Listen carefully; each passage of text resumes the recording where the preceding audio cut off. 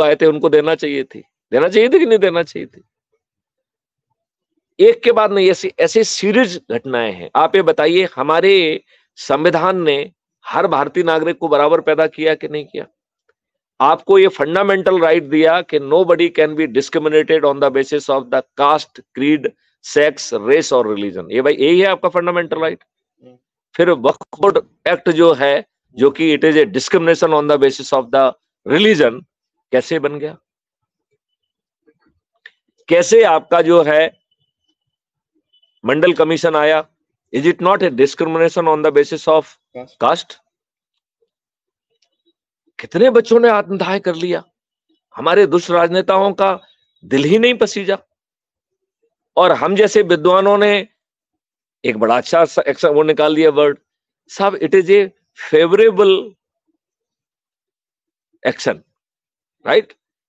उसको फेवरेबल की जगह वो वर्ड यूज करते हैं अफर्मेटिव एक्शन। मैंने उनसे कहा बिल्कुल झूठ, बिल्कुल अफर्मेटिव एक्शन नहीं है, ये डिस्क्रिमिनेटिव एक्शन है। अफर्मेटिव एक्शन होता है कि आप लोगों को समृद्धि दे दें, आप लोगों को मेरिट दें, ये अफर्मेटिव एक्शन होता है। आप जो इस तरीके से डिस्क्रिमिनेशन कर रहे हैं, इट इज शुद्ध डिस्क्रिमिनेशन। लेकिन आपकी बात कहीं रुकी नहीं। अब आप देखिए 1991 में नरसिम्हा राव जी की कॉलिशन गवर्नमेंट थी, राइट? कॉलिशन गवर्नमेंट मतलब बैसाखी की गवर्नमेंट जो दूसरों के सहारे हो। उसने एक घटिया एक्ट बनाया जो कि मात्र 8 सेक्शन का एक्ट है, 1.5 पेज का एक्ट है, जिसका सेक्शन 4 कहता है कि पहली बात उसमें 3 सिद्धांत दिए गए। पहला सिद्धांत दिया गया कि जो स्थिति 15 अगस्त 1947 को है वैसी ही रहेगी। दूसरा उसने सिद्धांत दिया कि जितने भी केसेस किसी भी कोर्ट में चल रहे हैं वो इसी सिद्धांत के तहत क्लोज कर दिए जाएं।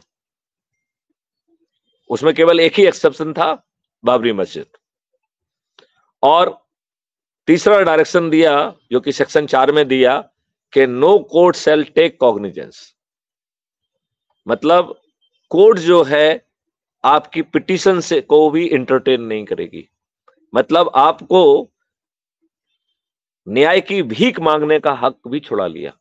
मेरे ख्याल से यहाँ पे एडवोकेट्स वगैरह हैं, कुछ एडवोकेट्स हैं, मुझे ऐसा याद आ रहा है। हाँ, तो आप मुझे बताइए, क्या भारतीय संविधान के तहत taking recourse to justice can it be denied?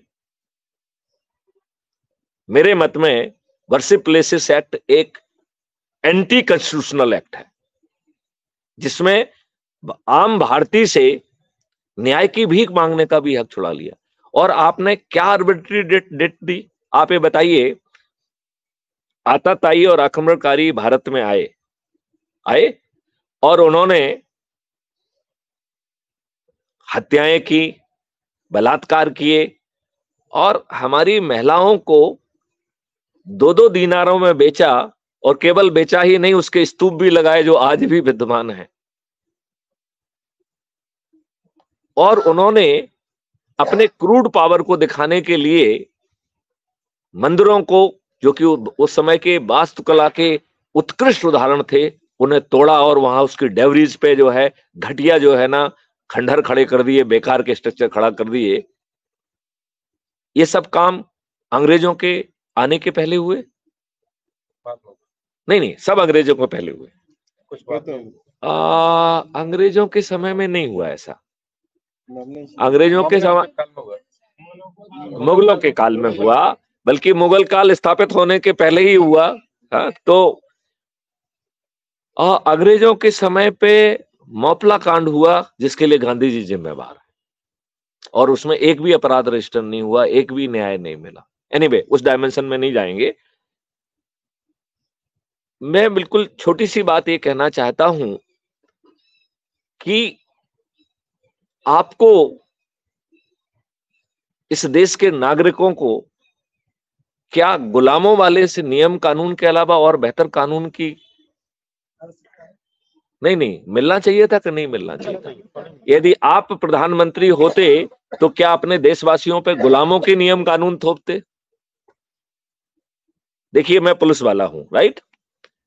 हमारी सिखलाई में है कि भैया 107-16 कर दो और बार बार पेशी लगाओ। क्यों? क्योंकि सोच और चिंतन था रगड़ा देना। जो व्यवस्था रगड़ा देने के हिसाब से बनाई गई है, उसमें आपको न्याय कैसे मिल सकता है? यही कारण है कि 30-40 साल के बीत जाने के बावजूद भी आपकी संपत्ति बिक जाती है, आप जो है ना, आपको न्याय नहीं मिलता है। इज इट ट्रू और नॉट? अब थोड़ी सी डेमोक्रेसी की बात कर लेते हैं। पार्टी सिस्टम जो है, ये हमारे संविधान में पार्टी शब्द का उपयोग ही नहीं हुआ है। तो पार्टी शब्द कहां से आया है? एक पीपुल्स रिप्रेजेंटेटिव एक्ट है 50 एंड 51। ये जो है उसमें जो है ना किया गया, एंड इट इज क्रिएशन और रिकॉग्निशन और रजिस्ट्रेशन, तो it is A just executive order of the election commission.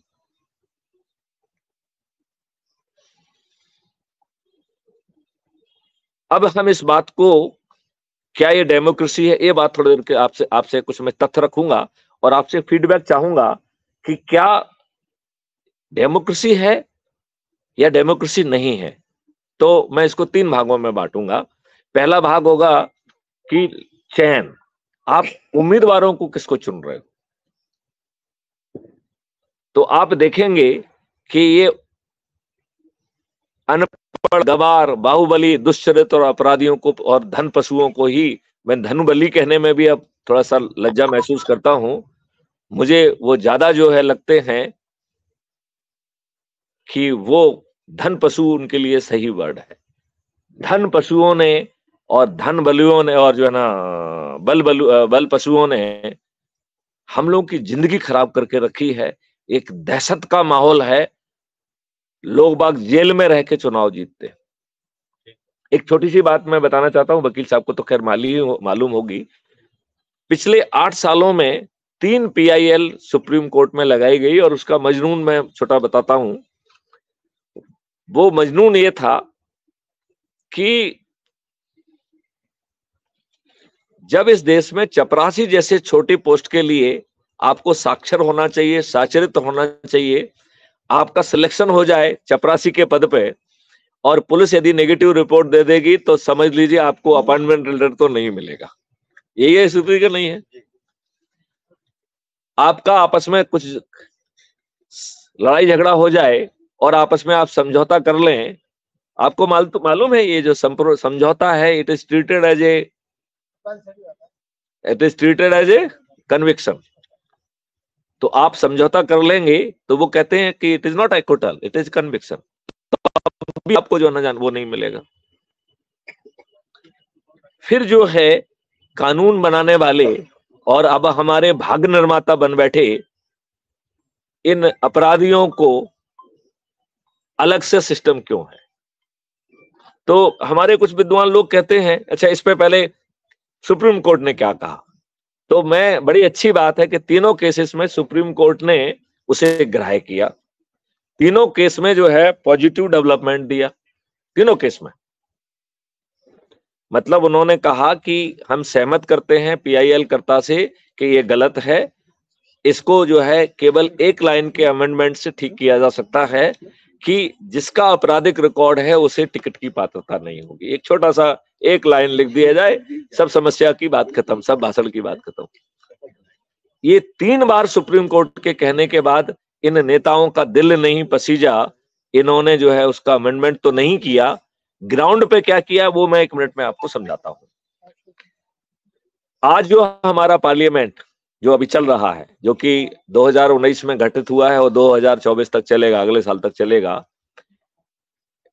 जब हम चुनाव लड़ते हैं तो हमें कुछ एफिडेविट देना होते हैं, उसमें एक एफिडेविट आपराधिक रिकॉर्ड का होता है। तो जो आपराधिक रिकॉर्ड का एफिडेविट है, हालांकि उसके बारे में भी एक PIL लगी है कि ये एफिडेविट गलत है, राइट, मतलब लोगों ने अपने अपराध छिपाए हैं, लेकिन अभी उस डायमेंशन में नहीं जाते। जो उन्होंने एफिडेविट दिया उसको अपन सही मानते हैं, ठीक है ना।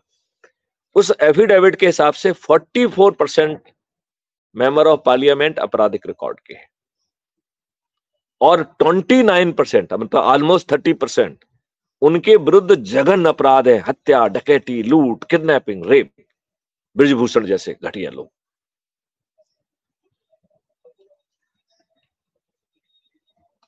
पिछले बार उत्तर प्रदेश का चुनाव हुआ, उत्तर प्रदेश की विधानसभा में 403 सीट्स हैं, उनमें से 205 लोग आपराधिक रिकॉर्ड के, विच मेक्स इट 51%। मतलब 44 से आपने 51% पे यात्रा कर, राइट। इस वर्ष चुनाव हुए हैं कर्नाटका के, अभी बाकी चुनाव तो हो रहे हैं, कर्नाटका के चुनाव हुए हैं 10 मार्च को, 10 मई को, सॉरी 10 मई को। तो 10 मई को जो चुनाव हुए हैं उसमें 55% मेंबर ऑफ लेजिस्लेटिव असेंबली आपराधिक रिकॉर्ड के हैं। तो 44, 51, 55, मेरे ख्याल से अब शायद हम 60-8 तक तो पहुंच ही जाएंगे। क्या ये आपके प्रति दुष्टता नहीं है? पहले तो अब कानून में अमेंडमेंट होना चाहिए था। यदि आपने नहीं किया तो भैया पार्टी लेवल पे डिसीजन ले लेते कि हम अपराधियों को टिकट नहीं देंगे। तो आप सुप्रीम कोर्ट के आदेश के बावजूद भी सही व्यक्ति को नहीं चुन रहे हो, राइट, नंबर 1। अब हम मान लें कि स्थिति क्या है चुनाव की, तो प्रिंट मीडिया पे कब्जा, इलेक्ट्रॉनिक मीडिया पे कब्जा,